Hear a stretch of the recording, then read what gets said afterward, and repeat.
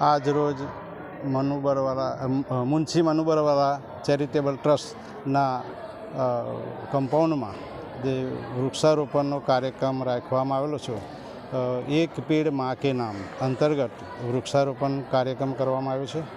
સારા પરિવાર તથા ટ્રસ્ટ દ્વારા અમને આમંત્રિત કરી ને અમને અહીંયા આમંત્રણ આપી અમને અમારો સન્માન કરવામાં આવ્યું છે.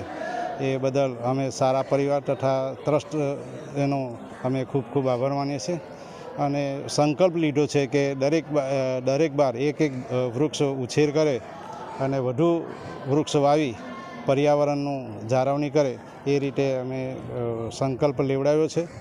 કે કેટલા છોડ હતા અને કઈ જાતિના?